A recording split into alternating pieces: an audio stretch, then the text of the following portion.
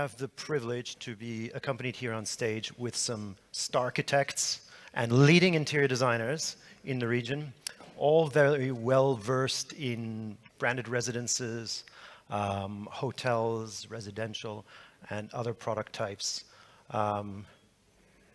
So what's more important, interior design or architecture? Just kidding, just kidding. What a good start. We're going to start fighting. Bad start, bad start, bad start.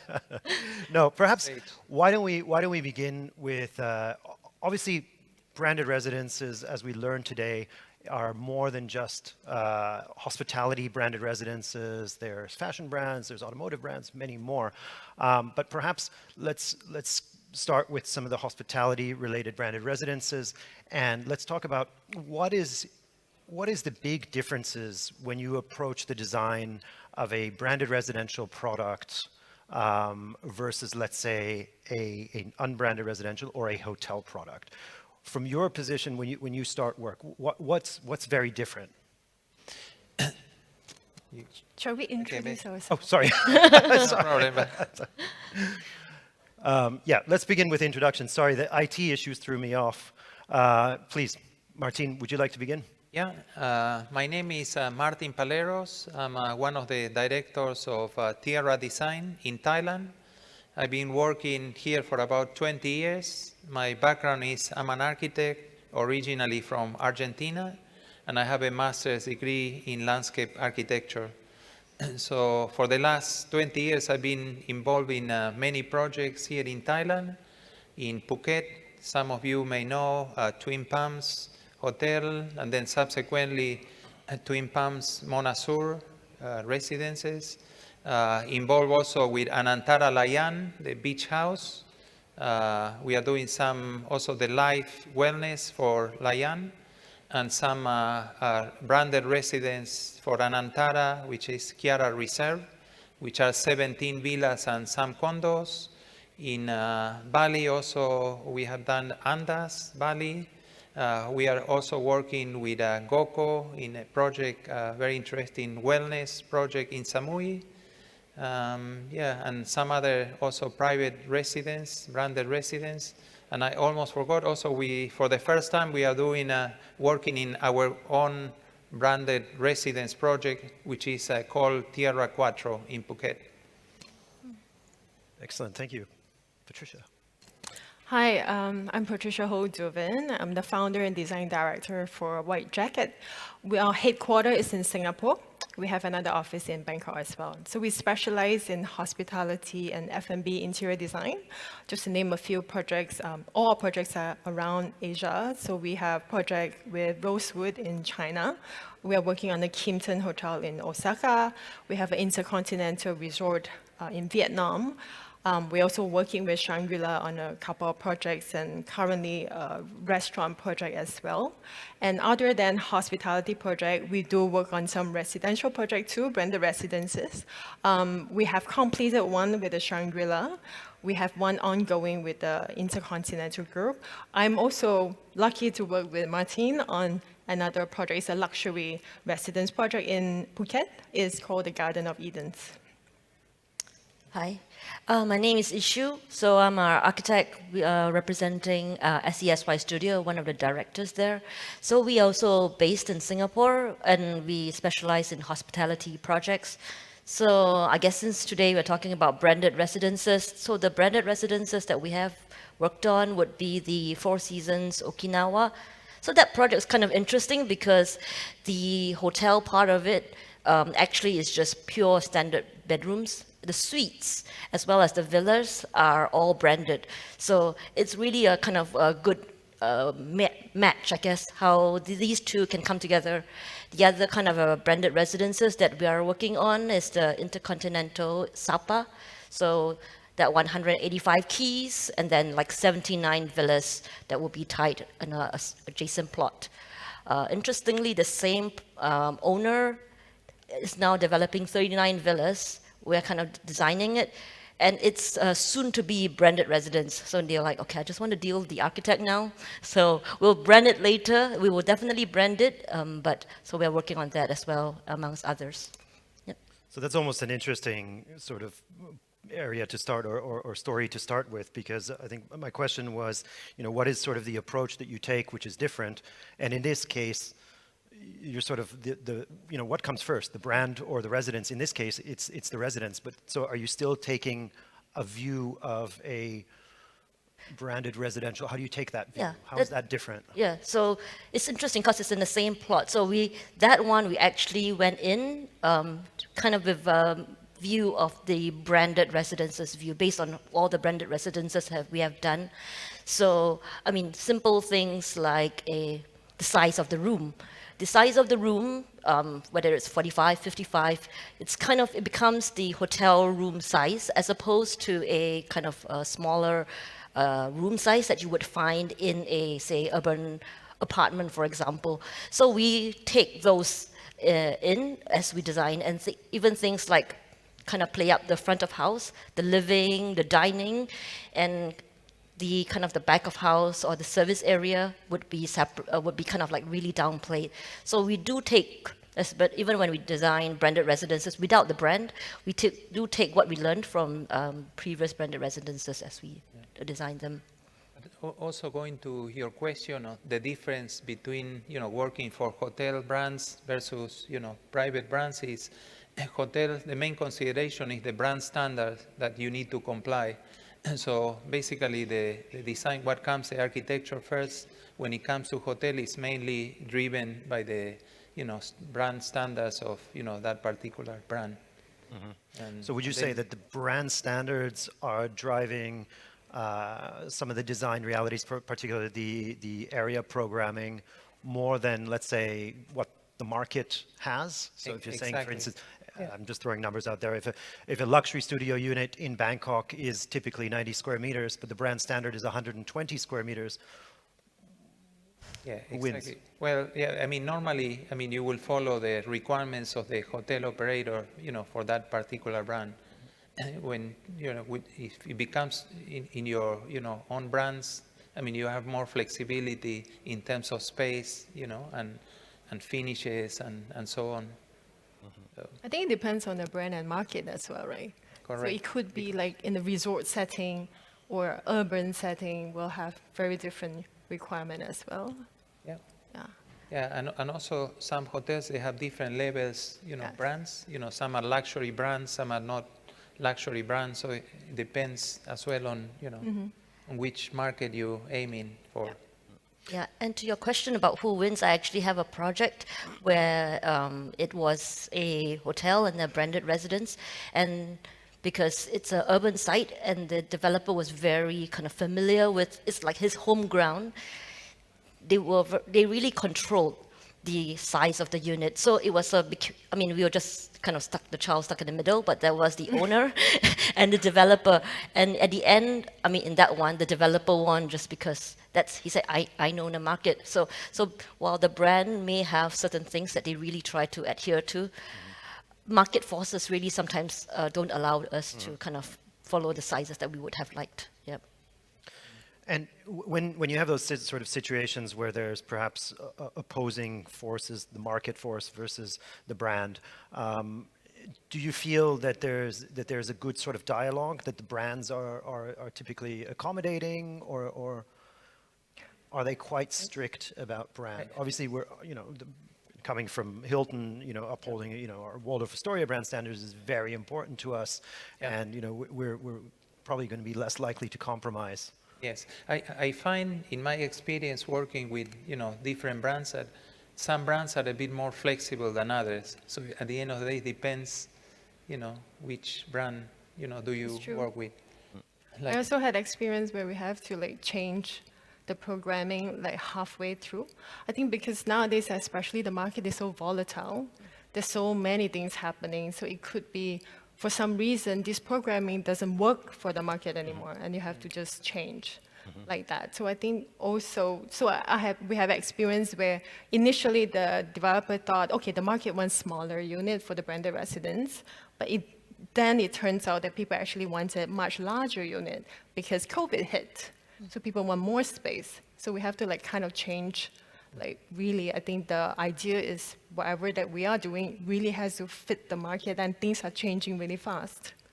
Yep, I would echo that. I think like definitely for the hotel itself, 100% you follow the brand standards. We see increasingly when it comes to branded residences, that's really fair play, because I can imagine both parties have a really equal share and equal interest in the project. So it becomes kind of really market-led as well as brand-led. Yeah. So perhaps let's dig a little bit deeper, dive a little bit deeper into some of the different types of branded residences. So obviously, if you have a branded residence, which will form part of a rental program, I assume the design, intent, everything brand standards mirrors almost one-to-one what would be the hotel design. Yes, definitely. Yeah, because, I mean, if it's managed by the hotel, normally they will want to make sure that, the residents as well comply with the same standards and, have the same finishes. And one of the big concerns is maintenance as well. So they want to make sure that whatever you specify, are materials that will, withstand, day-to-day, guests coming in and out and so on. Yeah, and it's also cost, right? I mean, the boring part is scale. So of course, if you can actually make double of everything, keeping the same attic stock. So it's not very sexy, but it's a lot about cost as well. Yeah, I think I mentioned that to you guys on the side earlier, but when we do branded residences, we realized that really we push the front of house. So one thing we had last time was the kitchen. We went through, and actually have done that when we were working on the Four Seasons, and now also if the Intercon, they don't really want to see a kitchen because it brings the image of like a service departments, I mean, as we used to call it. So the kitchen is almost kind of hidden away. All you see is kind of like your mini bar, like an enlarged mini bar is how they would see it. So these are little things I think we see in branded residences and designed. But you still have to provide a kitchen of very high quality, right? That's still an expectation from the buyer's side. That's interesting because the actual working kitchen in our plans, usually it's kind of at the back and hidden away. You can go in, but it's through a door, right? Because the expectation is that, especially in a resort setting, you're not going to be really cooking. And the one who really cooks is probably if you bring a helper on. But, you just serve nice food in the dry kitchen. So really those things which you really need in a residences, maybe if it's in an urban setting for stay, that's different. But in a resort setting, it really is very, very much downplayed. Yeah. Again, it really depends on locations and the brand. Yeah. Like what is needed. So many times, when I'm working on these kind of deals, there comes the concern. It's like, well, but we know that, we're going to have a rental program and the average length of stay is less than 5 days. So we, the hotel operator, don't want to allow access to any sort of cooking facilities because we're not a service department product in this location. So what sort of, and then, the discussion is always there from a developer's perspective. They say, well, ergo, no kitchen. And we say, well, no, I mean, you need to have the kitchen because you are selling a residence. There is that expectation for the buyer who will use it for 2 weeks, 4 weeks, 8 weeks, whatever it is per year. So what kind of solutions do you have that are through design to help, either provide a lock-off kitchen, or I know, Martin, you've had kitchens where, they're covered so they actually looks like the sort of an extended minibar, and then you flip a switch. Yeah, I guess you're referring to the ones in Mona Sur that we did in Phuket, when you can completely lock up, the kitchen, so the kitchen sort of disappear visually, as you should mention. That yeah. And the M&E is so there's no power, even if they discover it. That's right. Yeah, I think the idea is just to minimize, the appearance of the kitchen and sort of get it out of the way. He told me where the power switch is, so I'm able to use it. Yeah. There's another way. There's another way to do this. Like we have experience where we work on a branded residence for Intercon. It's a resort, so it doesn't need a very big kitchen as well. But we still want it to be a showpiece because it's kind of in the entire experience where you have a drink, you go for your dinner, you go to the lounge. So we made that kitchen, of course there's a back kitchen, so the kitchen part is like a maxi showcase, like a maxi bar. So there's a portion of the kitchen is kind of showcase where your coffee is, where your drink is. Then the more practical cooking part, we sort of hide it. So there's different compartment we can play with. So the one that we did is not entirely closed. I think there's different, depends whether you want to show it or not. But there are different ways to design and make it look like a feature still in the whole apartment. Yep. So the kitchen is one thing that separates that type of product. What else? Is there storage space that has to be provided? Is this storage space air conditioned, for the owners to put their belongings when they're not around, or? Yeah, I think in many cases when it comes to, branded residents that are privately owned, most of the time the requirement is, to have a lock-up room. So if the owner, is not there, at least they can lock the belongings when they're away, and then the unit can be rented out. So that's, one of the... Yeah, we had to do lock-up spaces. Funny thing is that because it's also part of the area that is needed for a hotel room, so honestly, that space for storage became so small, it was really hardly usable. So eventually we had to kind of put some storage space for the residences in the main hotel so that you can have some real storage, Okay, and now taking a move perhaps over to non-rental branded residences, call them private residences. So they don't have to look like the hotel brand. What do they look like? Do you offer interior design packages for the units? Do owners want to have their own design? Are there several interior design packages? How does that usually work? So this is probably a question for me. So I think, for example, I feel that it's really how we live these days. People travel so much. Everyone wants to be associated to something. They want to showcase their taste and style. So I feel that more and more we have to create different experiences and packages.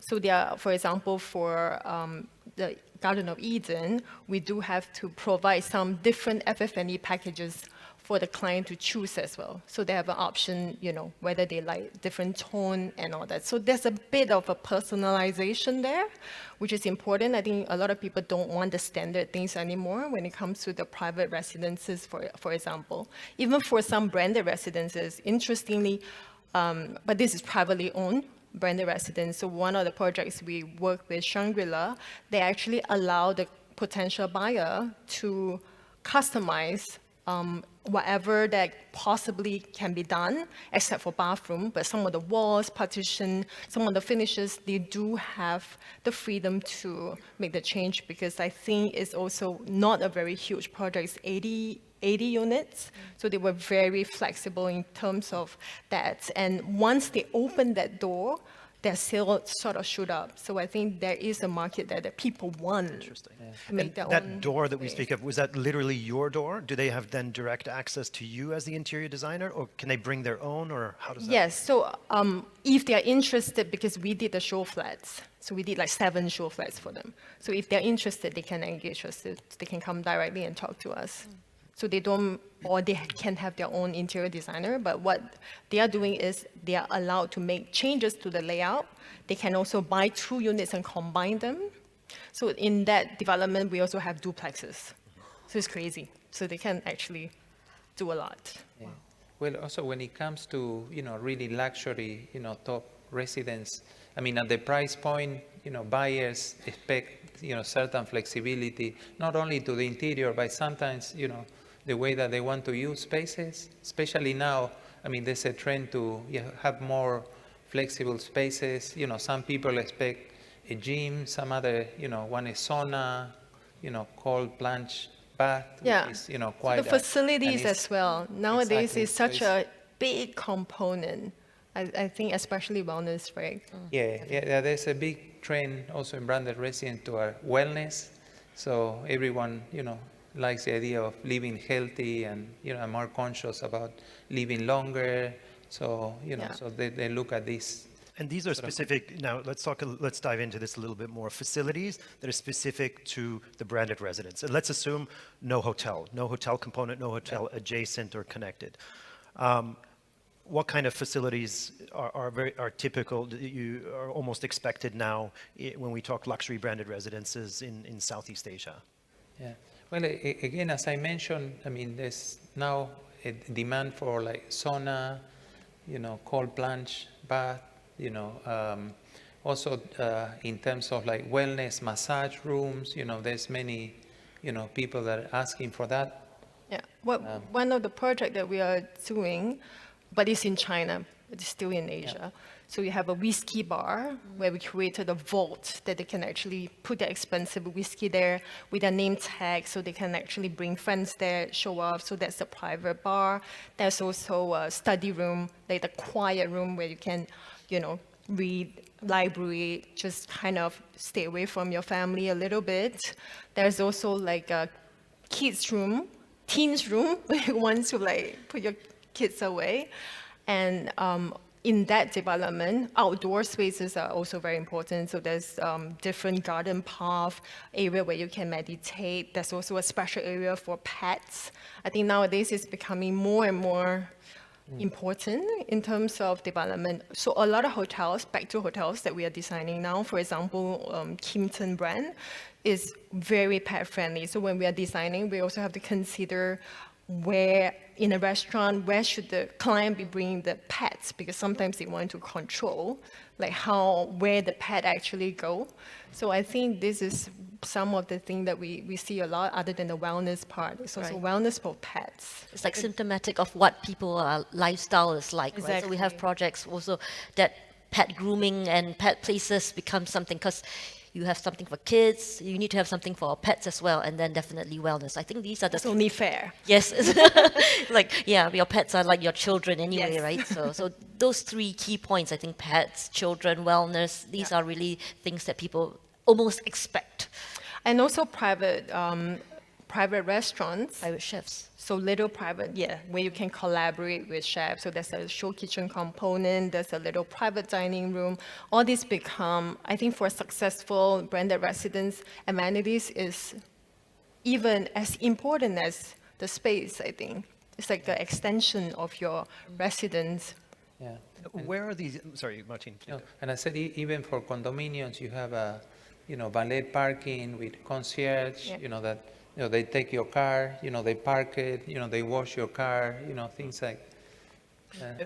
Where are the ideas coming from? So who's bringing them to all these amenities to the table? Is it the brand? Is it the developer himself, or does it come from you, the designers? I think it's a combination of all. Sometimes developers have some ideas, and sometimes the architect, interior designer, the design team come up.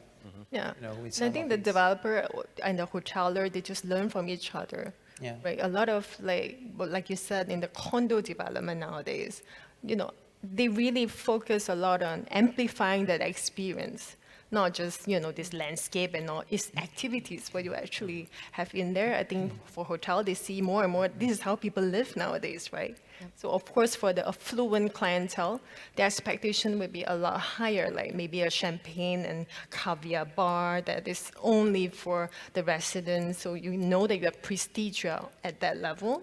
So I think these are the different offerings that making these projects competitive in the market. And when you say project competitive, and obviously we're talking about a lot of GFA that's being used rather than for the condo unit itself, for, let's say, the facilities.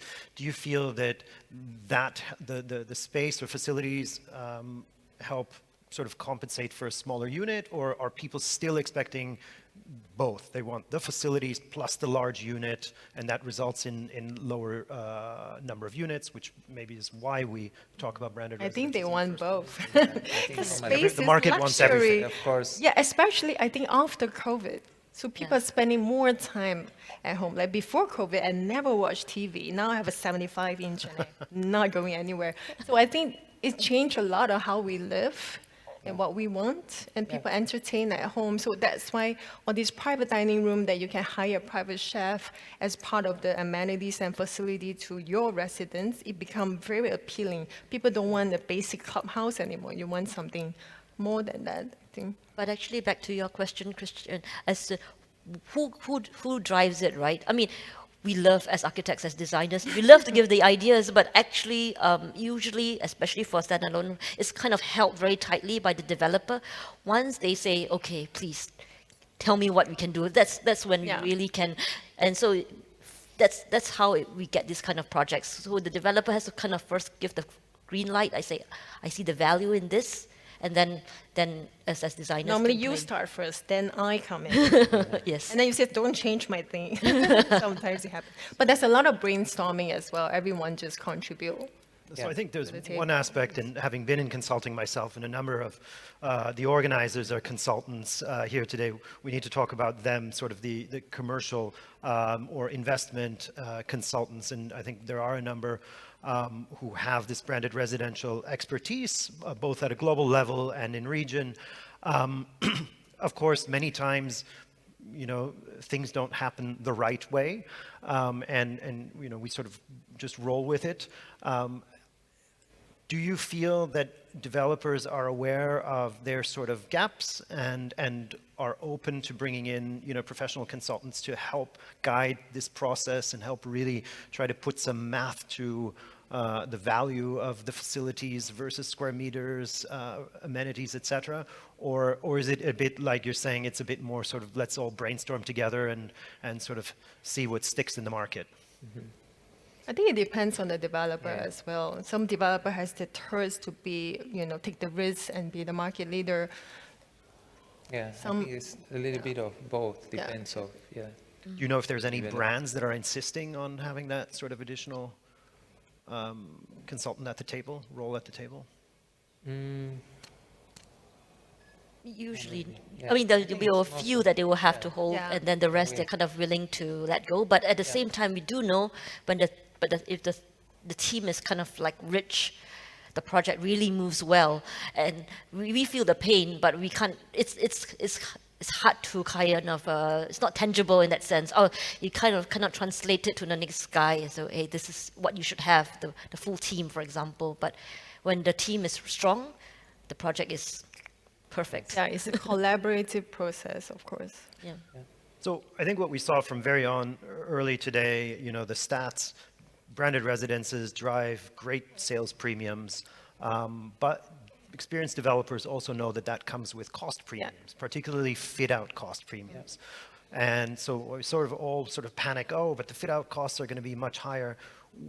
In practical terms, where do these fit-out cost premiums actually come from in a branded residential versus unbranded project?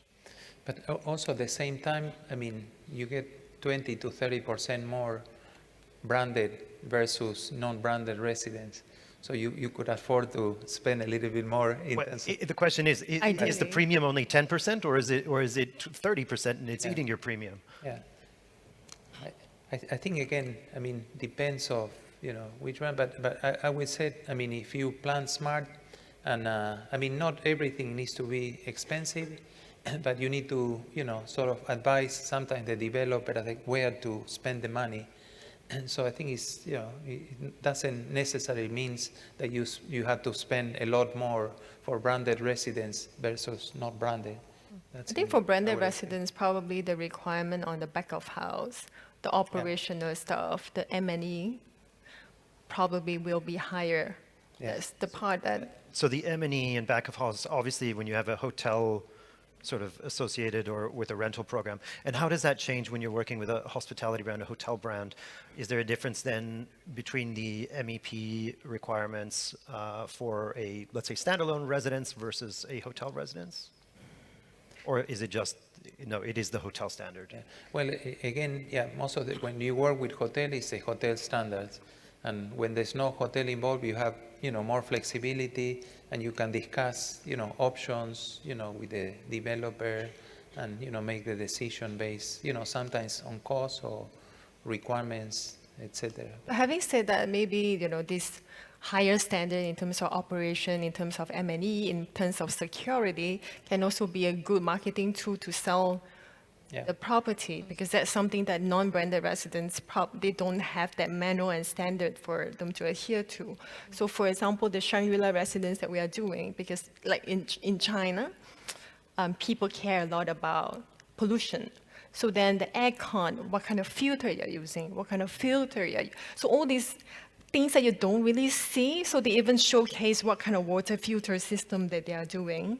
So I think they use that because we are a Shangri-La brand. We focus a lot on quality. So we make sure that what goes into your home is of the highest quality. So that's actually a part of the showroom showcasing this internal organs of their apartment, and it works for them.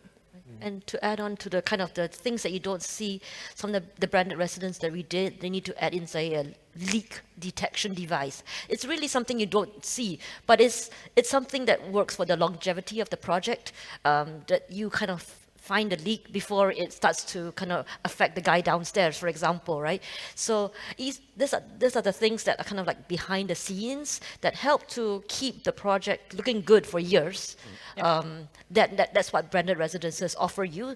So that's where the premium, I think, goes into things that are not tangible, but actually in the long run gives you a better product. All comes to that hassle-free management that type of buyer is looking for. Yes. And the trust, yeah.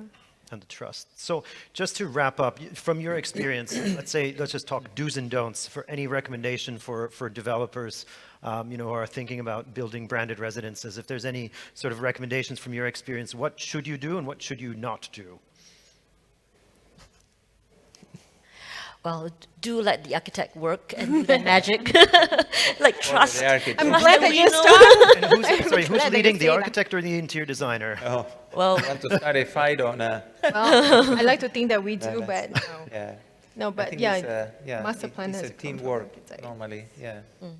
So that would mean find a group, a brand that works well with an architect, with an interior designer. So the combo is probably more Yeah. important, the synergy.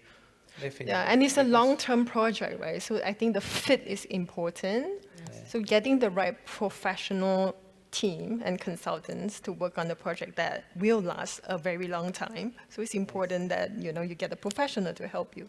Yes, and ideally a holistic, design approach where the interior, the architecture, and the landscape, works in harmony. And I think that's very important. Because ultimately these are spaces for living. Exactly. Yes. Yeah. Yes. Excellent. Well, thank you very much, Thank you. everyone.